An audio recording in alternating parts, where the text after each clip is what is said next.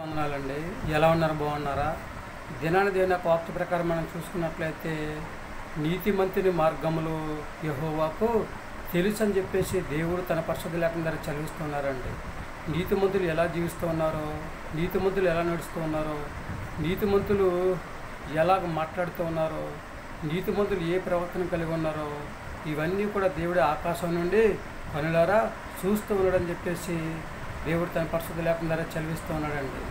ఎవరైతే నీతిని ప్రేమిస్తూ ఉన్నారో, ఎవరైతే దుర్నీతిని ద్వేషిస్తూ ఉన్నారో, ఎవరైతే దేవునికి న్యాయమైన చేస్తూ ఉన్నారో, దేవుని ఎదుట ఎవరైతే న్యాయంగా జీవిస్తూ ఉన్నారో, న్యాయమైనది చేస్తూ ఉన్నారో, ఎవరైతే అన్యాయంగా జీవిస్తూ ఉన్నారో, ఎవరైతే చక్కగా దేవుడిచ్చిన మహాఉత్సవం బట్టి దేవుని ఎడల భయభక్తి కలిగి జీవిస్తూ ఉన్నారో, దేవుని మాట విని ఆయన మాట ప్రకారం ఎవరైతే నడుస్తూ ఉన్నారో, దేవుడు అన్నీ కూడా ఆకాశం నుండి చూస్తూ ఉన్నాడు అనమాట అండి. మనం చెప్పుకుంటూ ఉంటాం అనమాట, నేను నీతిమంతుని ఏ పాపము చేయలేదు, ఏ తప్పు చేయలేదు అని చెప్పేసి మనం చెప్పుకుంటూ ఉంటాం అనమాట అండి.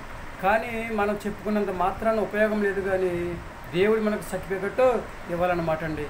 దేవుడు మనకు సర్టిఫికెట్ ఇస్తేనే మనం నీతిమంతులుగా ఎంచబడతామన్నమాట అండి. నీతిమంతుడు ఒక్కడనూ లేడని చెప్పేసి పరిశుద్ధ గ్రంథం చెప్తూ ఉందన్నమాట అండి. అందరూ కూడా త్రోవ తప్పి చెడిపోరని చెప్పేసి పరిశుద్ధ గ్రంథం చెప్తూ ఉంది కనుక 100% కూడా అబ్రహాము దేవుని నమ్మెను, అదే అతనికి నీతిగా ఎంచబడినని చెప్పేసి దేవుడు తన పరిశుద్ధ లేఖనం ద్వారా చదివిస్తూ ఉన్నాడు అనమాట అండి. ఎందుకంటే నీతిమంతుడిగానే జీవిస్తూ ఉంటాడు, ఎంత మాత్రం కూడా అవినీతికి వాళ్ళు వెళ్ళరని చెప్పేసి దేవుడు తన పరిశుద్ధ లేఖనం ద్వారా చదివిస్తూ ఉన్నాడు కనుక మనం ఎలా జీవించాలని ఆశ ఆలోచన కలిగి ఉన్నామండి. నీతిని అనుసరించి నడుచుకోవాలని ఆశ ఆలోచన కలిగి ఉన్నామా? నీతిని అనుసరించి జీవించాలని చెప్పేసి ఆశ ఆలోచన కలిగి ఉన్నామా? నీతిని ప్రేమించే యోగ్యతను కలిగి ఉన్నామా? మరి మనం ఆలోచన చేసుకుంటున్నారంటే నీతిమంతుడు ఖర్జూర వృక్షం వలె మొవ్వు వేస్తారని చెప్తున్నాడండి. దేవుడిచ్చిన మహాఉత్సవం బట్టి మనందరం కూడా నీతిమంతులుగా ఎంచుకోవాలన్నా, నీతిమంతులుగా నడుచుకోవాలన్నా, నీతిని అనుసరించి నడుచుకోవాలన్నా, నీతిని ప్రేమించాలన్నా చక్కగా దేవుని యొక్క వాక్యాన్ని వినాలి.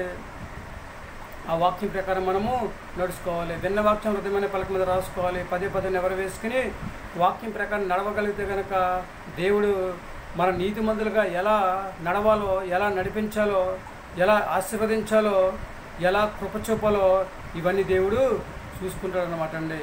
దేవుడు ఇచ్చిన మహాఉత్సవం బట్టి నీతిమంతుడు ఎప్పుడూ కూడా నీతిమంతులుగానే జీవించాలని చెప్పేసి ఆలోచన కలిగి ఉంటాడండి.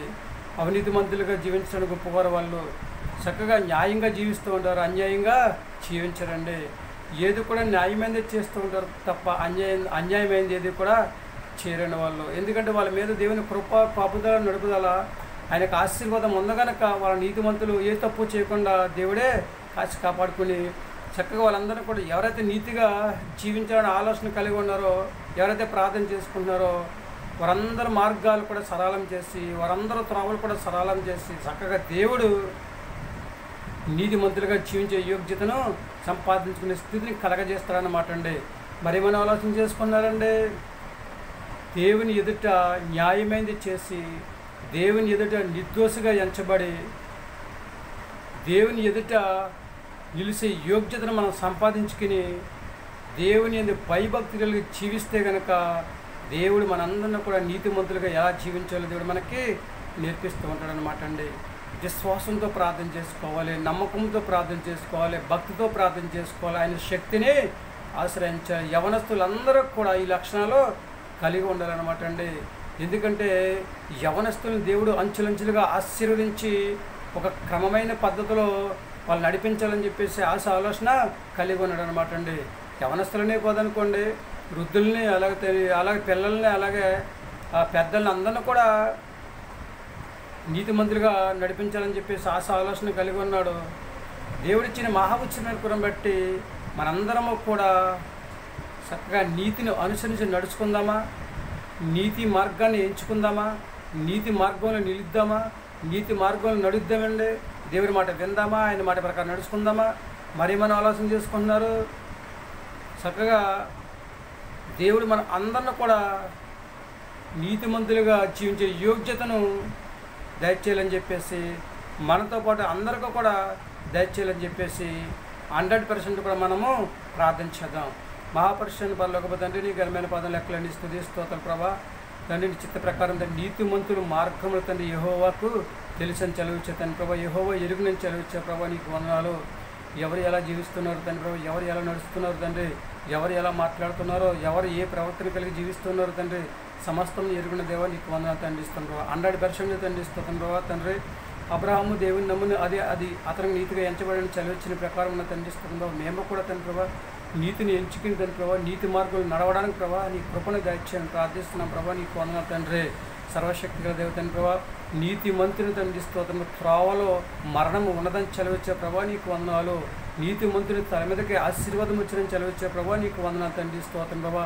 తండ్రి నిశ్చిత ప్రకారం నీతిమంతుడు ఖర్జూర వృక్షం వల్ల మువ్వు వేస్తానని చదివించే ప్రభా నీకు వందనాలు. నీతిమంతుని ప్రార్థన బలమైన ప్రార్థన తండ్రి చదివించే ప్రభా నీకు వందనాలు తండ్రి. అట్టి విధంగా తండ్రి ప్రభావ మేమందరం ప్రభావ నీతిని అనుసరించి నడుచుకునే యోగ్యతను దయచేయండి.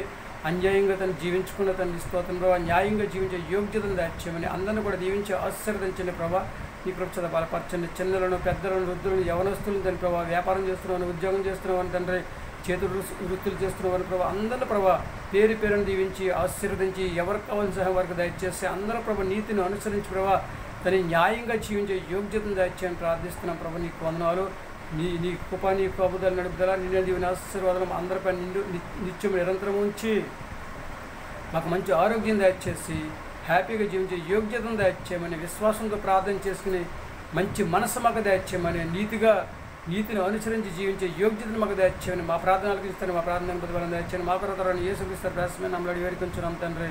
ఆమెన్. అందరికీ వందనాలండి. త్రియేక దేవుని ఆశీర్వాదాలు మీకు తోడుకున్నాను గాక. ఆమెన్. దేవుడు మిమ్మల్ని దీవించి ఆశీర్వదించిన గాక. ఆమెన్.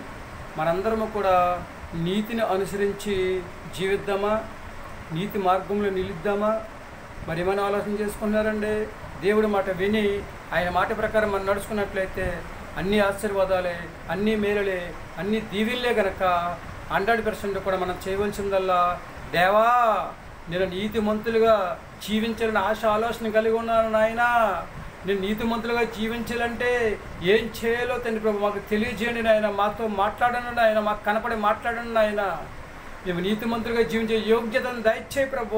ఏ పాపమో చేయకుండా పవిత్రులుగా ఉండే యోగ్యతను మాకు దయచేయని అని చెప్పేసి ఎవరైతే విశ్వాసంతో ప్రార్థన చేసుకుని దేవుడిని అడుగుతారో వారందరిని కూడా దేవుడు నీతిమంతులుగా జీవించే యోగ్యతను దయచేసి భూమి మీద మంచి ఆరోగ్యం కలగజేసి ఆయన రాజ్య వారసులుగా జీవించే యోగ్యతను సంపాదించుకునే స్థితి దేవుడు మనకు దయచేస్తాడనమాట అండి.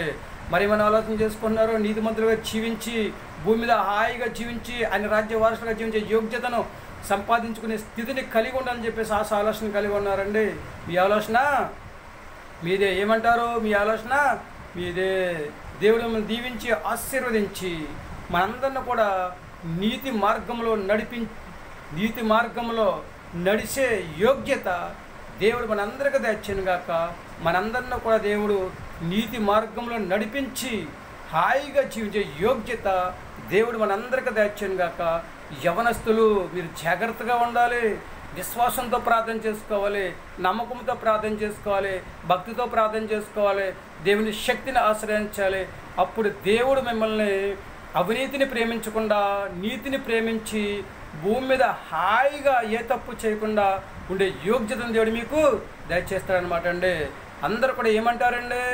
దేవుని మాట విని ఆయన మాట ప్రకారం నడుచుకుని నీతి మార్గంని ఎంచుకుని నీతి మార్గంలో నడిచి భూమి మీద హాయిగా జీవించే యోగ్యతను సంపాదించుకునే స్థితి కలిగి ఉందామా? మరేమంటారండి? మీ ఆలోచన మీది. 100% కూడా దేవుడు మనందరిని కూడా నీతి మార్గంలో నడిపించే యోగ్యత దేవుడు మనందరికీ దయచేయను గాక. Amen, amen, amen. ఏమంటారండి? మీ ఆలోచన మీదే. అందరికీ వందనాలు. మీ ఆలోచన